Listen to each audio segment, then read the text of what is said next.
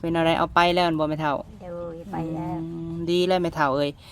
บ่ให้แม่เฒ่าคิดลายเด้อแม่เฒ่าเด้อโดยคนเท่านี้เพิ่นก็บ่ได้ย้านแหละพี่น้องเอ้ยเอาไปแล้วเนาะแม่เฒ่าเนาะแม่คนเทนี้ก็บัดนี้แม่เฒ่า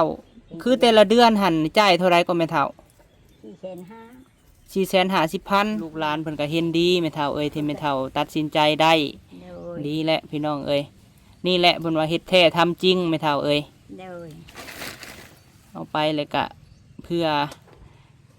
จังไดเพื่อเพิ่นออกมาบัดหน้าเนาะพี่น้องเนาะพุ่นแหละเพิ่นดีเพิ่นเศร้าพุ่นแหละเอาไปปิ่นไปปัวพี่น้องแม่น่ะคือเจ้าพุ่นนะโดยเรื่องต่อเฮือนครัวให้เจ้าก็บ่ยังบ่ลืมได้แม่เฒ่าเอ้ยโดยบ่แม่นว่าเอาร้านแม่เฒ่าคำไปแล้วบ่เฮ็ดให้บ่แม่นพี่น้องสิเฮ็ดให้คือเก่าเฮ้ทั้งแม่น้องตูนไข่พี่น้องเอ้ยได้หน่อไม้2หน่อนี่บ่เออ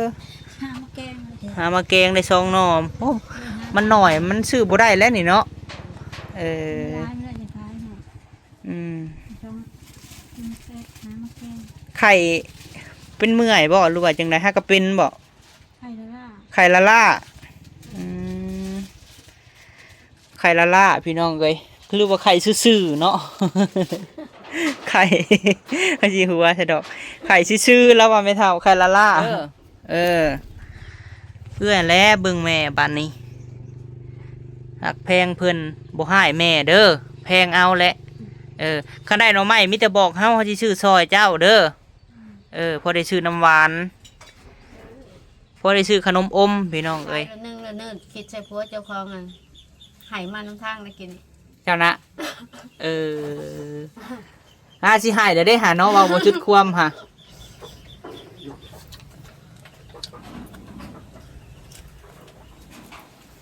บ่จักสาวหยังเป็นสาวหยังเนาะ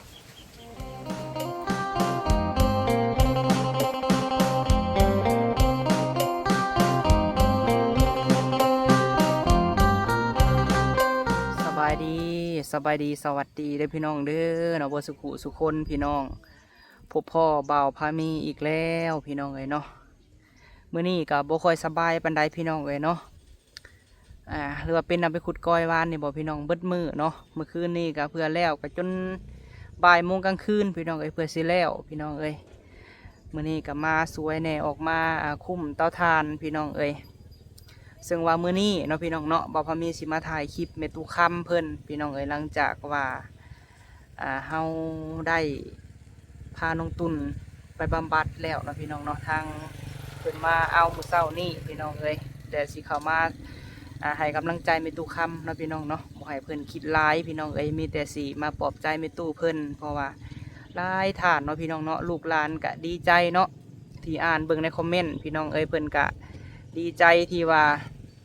แม่ตู้ค่ำเพิ่นตัดสินใจได้พี่น้องเอ้ยเนาะโดยตอนนี้เฮาก็สิเข้าไปหาเพิ่นก่อนพี่น้องเอ้ยนี่แหละเนาะเอาไปเช้านี้พี่น้องเอ้ยก็ถือว่าเรื่องครัวอีหยังต่างๆเฮาก็พร้อมดำเนินการต่อพี่น้องเอ้ยแต่ว่าพอมีอันเช้าไข่ก่อนพี่น้องเอ้ยอันนี้อาการก็ยังไข่คือเป็นไข่เนาะแต่ว่าพักผ่อนก่อนพี่น้องเอ้ยโดยแต่สิมาถามข่าวเพิ่นก่อนพี่น้องเอ้ยเอาไปเช้านี้เนาะโดยเนาะเดี๋ยวสิไปถามมึงก่อนพี่น้องเอ้ยเป็นจังใดเฮาต้องจ่ายแนวใดนะเพิ่นต้องจ่ายแบบใดแต่ละเดือนเนาะพี่น้องเนาะสิถามเพิ่นรายละเอียดเพราะว่ามื้อเช้านี้แม่ตู้เพิ่นก็บ่ได้อยู่ในนี่พี่น้องเอ้ยไปบนอื่นนะบ่เพิ่นบ่อยากเบิ่งพี่น้องเอ้ยเพราะว่าย่านเพิ่นสงสัยเนาะ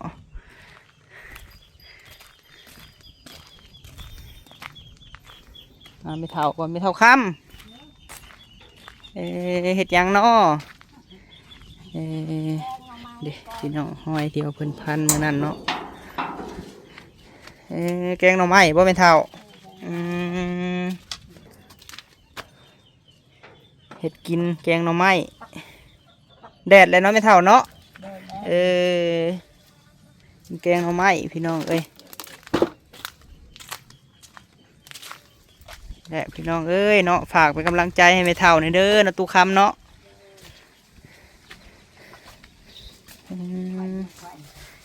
พี่จะต้องมาอยู่ทางเฮาพี่ไม่เท่าเอ้ยอยู่มื้อนั้น นั่น ในทาบอกไปเนี่ย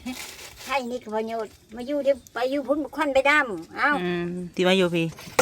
แกงหน่อไม้คือจืดแทะสีแกงหน่อไม้เจ้านะ คนนี้น้ำจะนางเอาน้ำจะนางนี่ชื่อบ ริษัทเขาวเบื่อบ่ ชื่ออยู่ฉันได้ตามแล้ว เออ ชื่อเจ้าหนนะเพื่อชื่อมาอื่นนั่นเปื่อยก่อน โดยพอได้จำน้ำมันกินเนาะไม่เท่าเนาะ โอ้พอได้ชดนะ โดยไข่บ่แอนนาไข่บ่บ่สบายติกินยาแล้วบ่เออ ว่าอันที่นายต่างเขาเบอร์เพื่อได้แล้วคือว่าอย่าพูด เป็นไข่แล้วว่าไอ้หอกอยู่ในผู้คนเป็นไข่ลายเนาะไม่เท่าเนาะ เด้อ เออเฮ็ดกินร่อนไม่เท่าเอ้ยเฮากะสิทายให้ผู้ใหญ่เพิ่นเบิ่งเอออืม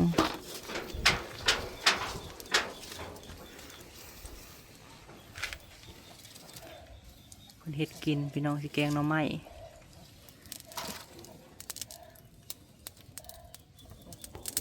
เตามันใส่บ่ได้บ่แม่เฒ่า โอ้ยมันเตะจ้ะ แตกเบิดแหละเนาะ มันเตะเวลาหากาใช้อยู่แล้ว เออ อันนี้อยู่ โดย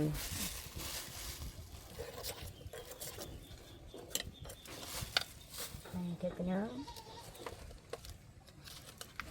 ถ้าประเทศจะซื้อมาพุ่นแล้ว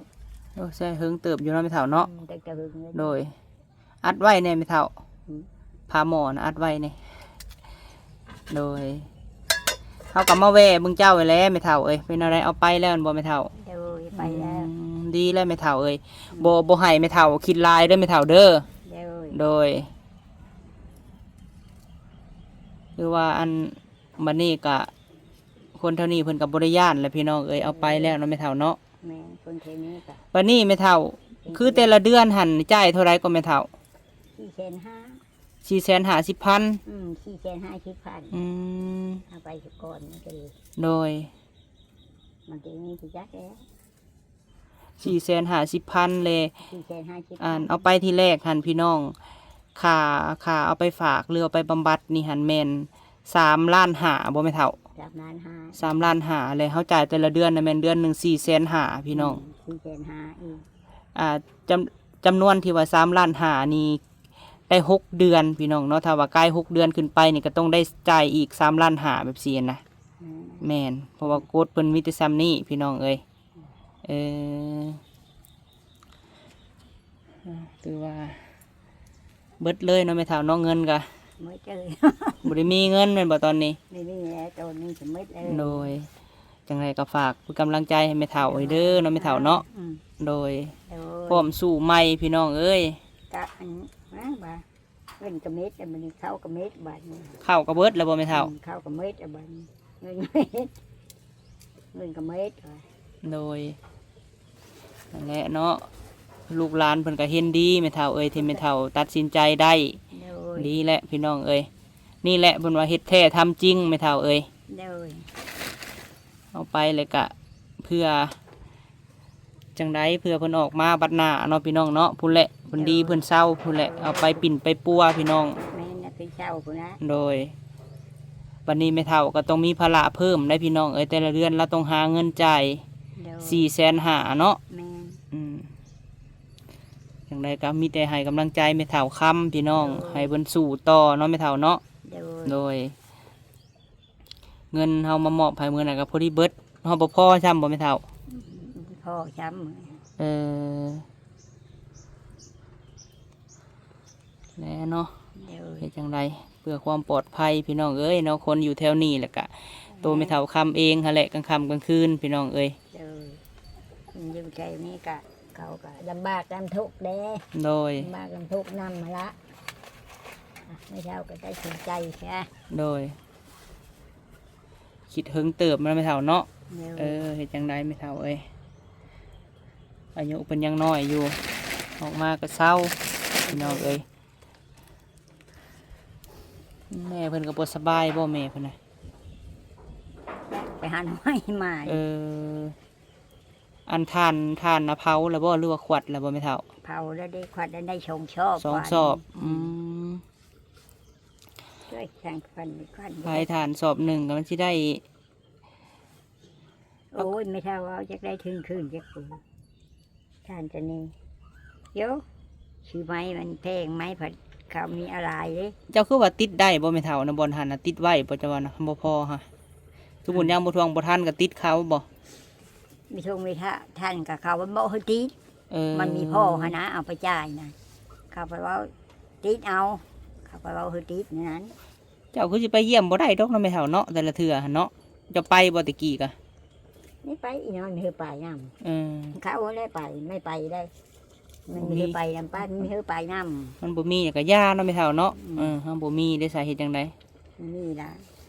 ไปมันก็ค่าใช้จ่ายพี่น้องมันก็ไกลเติบเนาะหลัก26ผู้พี่น้อง คุณนั่นละ เออ จะไปเว่าอันกับไม่เคยไปโอ้ยไม่เท่ากับเท่าละหาเพื่อไม่ได้ อันผู้หาเงินทีกะนะ เออ หาเงินทีแต่ละเดือนกะ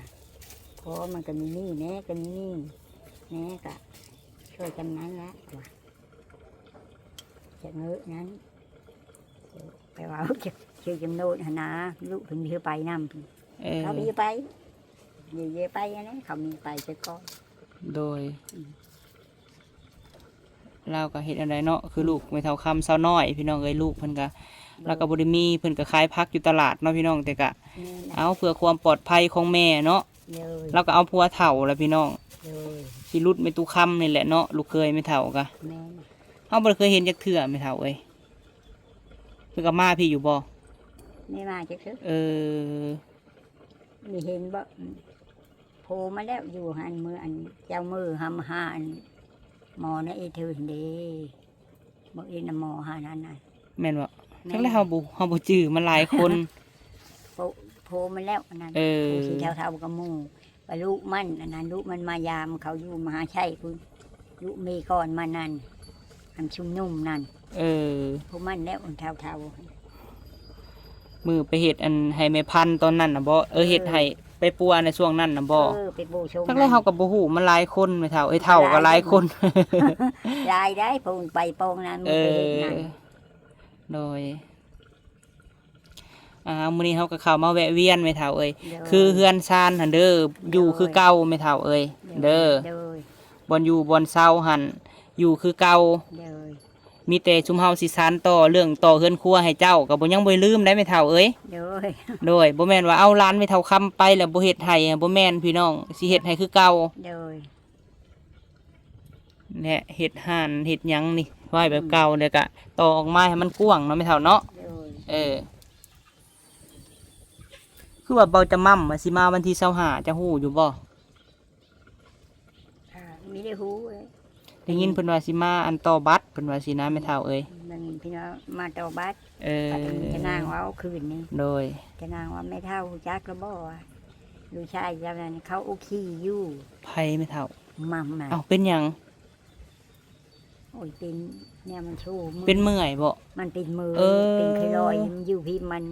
สร้างว่า มัน แท้ ไม่ชูอยู่ดีได้ เพิ่นเสาใหญ่โทรบอกปานางบ่ บึกถึงว่ามันเป็นชูไข่คือบึกถึงขึ้ แม่นบ่ อืม คือว่าแล้วเราก็ป่วยอยู่เนาะไอ้มั่มก็ มันก็โชว์อยู่หาไป โดย แต่ว่ามีไปผู้เดียวอยู่เฮิรนไม่ได้ผัดไปมิดทั้งโชว์ ยังบ่ได้ดีขึ้นบ่แม่เฒ่า อันนี้จะนั่งว่าว่าจะเป็นว่าเบื่อกันจากมือรอดที่บ่อ อืม พากันมาหา เออ แต่นี่ก็ โดย อันนี้ค่ำวันนี้ผัดว่าบางมันตายร้ายแล้วอ๋อจะไปว่า เออได้สิถามข่าวเพิ่นดอกแม่เฒ่าเอ้ยมีเฟซเมียเพิ่นอยู่เนาะ เออ โดย จะดอกบ่ใจไปว่าก็ดอก เออได้ยินเพิ่นเว้ามื้อนั้นว่าคันอายเมื่อแล้วสิย้ายแท่งให้แม่เฒ่าค้ำเหมือนว่าสินะ โดยสิได้ย้ายมาทางนี้เนาะแม่เฒ่าเนาะ เออ ทางนี้แหละ เพราะว่าเฮ็ดนี่เฮ็ดไปออกทางนั้นได้แม่เฒ่าเอ้ยโดย ทางนั้นก็เว้นหันก็ได้อยู่ดอกมันหาเขาอยู่กับญาติของเขา โดย ญาติของเขาแล้วบัดอันวันมันนี่มันเฮาซื้อไป ก็ไปสิใช้น้ำหนนาก็ซื้อผู้ยังเขาไปซื้อ โดย นะ ก็ย้ายมาพี่แล้วไม่เท่าเอ้ย ตามจ้ะ โดยเพอผู้ใหญ่แม่วันบ่ อืม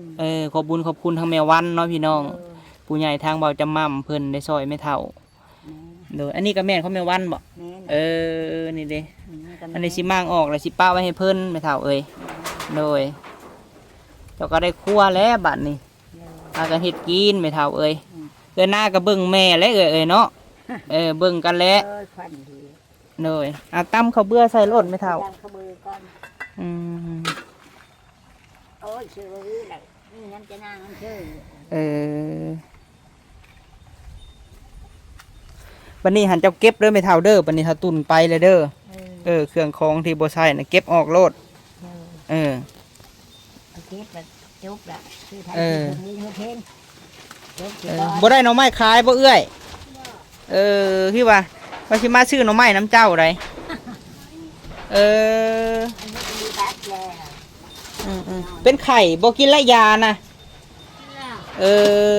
เป็นหยังบ่สบายโอเคทางแม่น้องตูนไข่พี่น้องเอ้ยได้หน่อไม้2หน่อนี่บ่ข้าวแกง หามาแกงได้2หน่อโอ้มันหน่อยมันซื้อบ่ได้แล้วนี่เนาะร้านเลยในท้ายค่ะ อืม ชมกินแซ่บน้ำมะแกง ไข่เป็นเมื่อยบ่หรือว่าจังไดฮะก็เป็นบ่ ไข่ละล่า ไข่ละล่าอืมไข่ละล่าพี่น้องเอ้ยหรือว่าไข่ซื่อๆเนาะ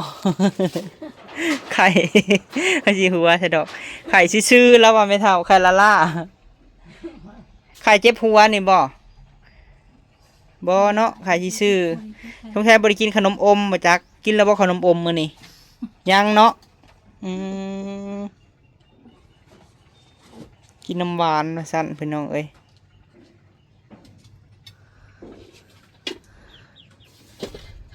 ไม่เท่าเห็ดกินไปจับขบือก่อน นอนคนละห้องบัดนี้คนละบอน มันคนละห้อง แล้วพี่น้องเอ้ยเราไปเห็ดอยู่เห็ดกินเที่ยวขึ้นเที่ยวลงอยู่สิแล้วไม่เท่าเนาะขึ้นลงขึ้นนี่สำคัญพี่น้องเอ้ย ขึ้นทุกลงจำการถือ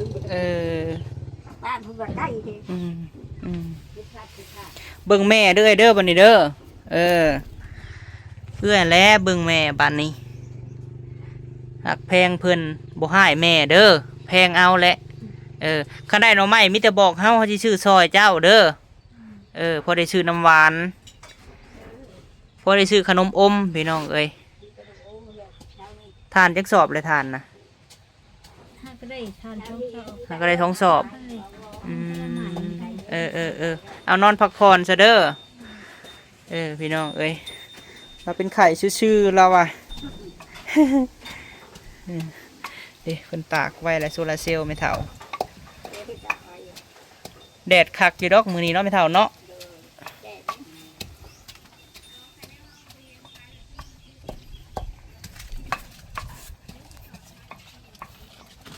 พอมีก็รู้สึกว่าเจ็บพัวไม่เท่าเอ้ยไปก็เป็นไข่ติดไข่น้ำกันบ่จักนี่ เยอะเลย นี่เขาก็อะไรเงี้ยก็มีสบายไปแล้วนะครับกินยาคืนนี้กินยาแล้วก็นอน แกงก็กินแต่น้ำมันเด้อไม่เท่า เจอ จะมีปลาแดกอยู่บ่ ไปได้อากระพุ่งสิไปซื้อในบนเอาเฮอหัน ปลาบนเอาให้ แบะนี่ไปดูอากระพุ่งสิหันไปซื้อ ปลาบนเอาให้พี่น้องเอ้ยแล้วเอาไม้ใส่ปลาบนฮะ เอ้ยดูซื้อหน่อยมันขาดท้องมันนะ วันนี้หันคันสิเมื่อเฮือนนอนเฮือนใหม่กัน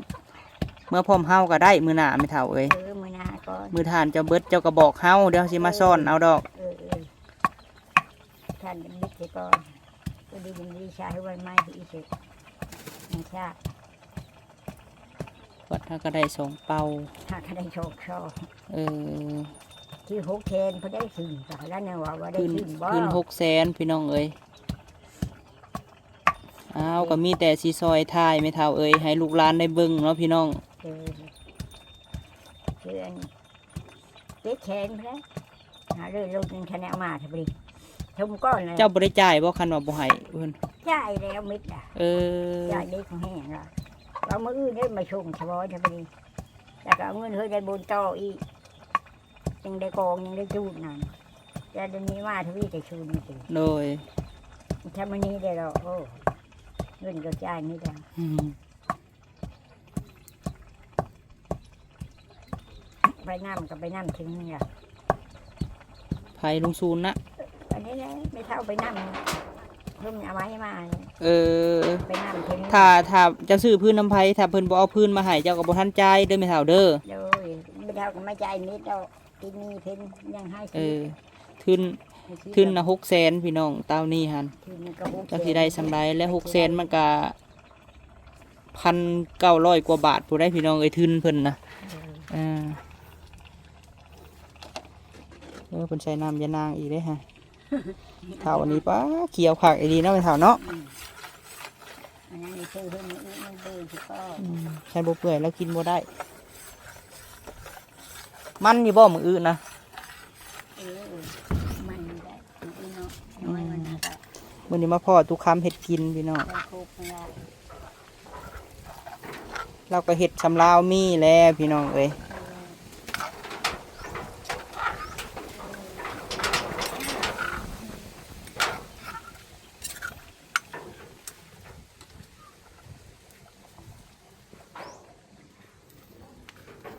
กินได้แต่น้ำมันจำกินสดกินพี่น้องเอ้ยใครแต่ไม่เท่าเพิ่นกินได้อยู่จำน้ำมันก็กินได้พี่น้องเอ้ยไม่เท่าเจ้าผัดบทุบเนาะไม่เท่าเนาะ ก็ จักเอาเนาะ คือจะบาง เออ ๆทุกไม่ได้ได้ทุกเงินกินไม่ได้ กินบ่ได้ติ บ่กันจักบางเขาได้เฮาเฮือกเฮาเน้นมันบ่คาดเด้ ทุบพันยังใหญ่อยู่ติ ทุกมันยังก็เป็นแครกขยะ เออ ท่านก็เอาแต่ยอดมันได้ไม่ได้เอาได้บ่งงาน โดย เอามาชื่อตัดกันเป็น เราจะให้มันได้หลายเนาะมีแต่วันนั้นเด้อตู้เด้อจังใดก็เด้อโดยนั่นแหละทางนี้ก็สิเมื่อนอนพักผ่อนซะก่อน โด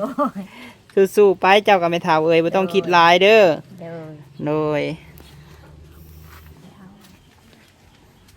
โดย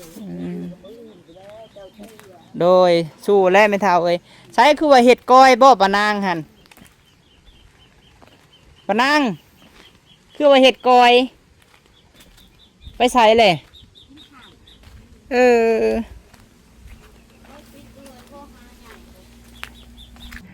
เนาะเอ้ยกินข้าวกับหยังเนาะสาวโสดนี่เนาะสบายดีป้า โดยสบายเลย โดยแกงหน่อไม้บ่ นี่เด้ ก็ว่าเห็ดก้อยบ่ ใครก็อยู่ป่าคุณสั้นแล้วนั่นหากระสือแล้วมา อันนี้ก็สิไปซื้อมาตื่มอีกมันบ่พอ บ่ แม่น กินหอยสม เออบ่ได้ไปไสมื้อนี้ป้าบนก็บ่ได้ไปไสบ่เออ เอาหลานเลือดบุมีหมูขับป่า เออ แม่มันไปขาก็ เออเอ้ยเนาะพี่น้องเนาะที่โทรหาถามข่าวเบาจะม่ำก็เนาะปะนางเนาะ แม่นโทษถามเด้อเฮ้ย โดย คิดอีตนสงสารได้อเฮ้ยใส่ทรายแล้วนึ่งแล้วเนิ่นคิดใส่ผัวเจ้าของอ่ะไหมาน้ำทางแล้วกิน เจ้านะ เออสิหายเดี๋ยวได้หาเนาะเว่าบ่จุดความค่ะ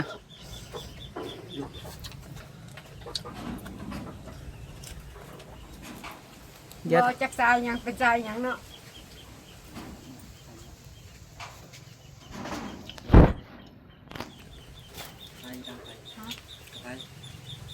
ก็ไฟ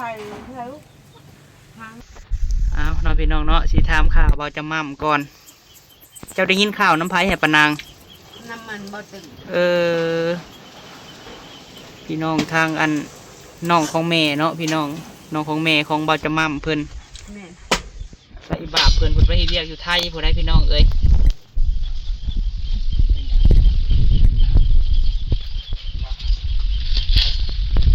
ถามปะนางอะไรเป็นอย่างเนาะปะนางเจ้าเห็นน้ำข่าวบ่ คือเห็นภาพเนาะเห็นภาพอะคือแบบเขาเจ้าใส่ครัวเจ้าของนะ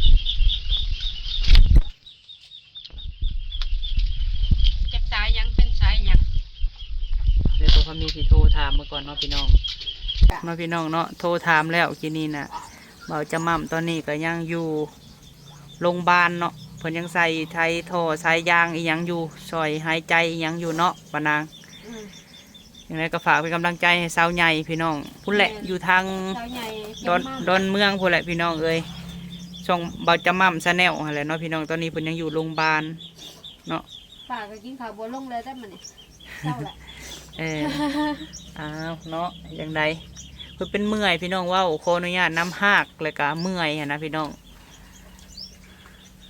เพราะว่าเราป่วยแต่หึงแล้วเนาะบ่จะมั่มให้พี่น้องเอ้ยเออ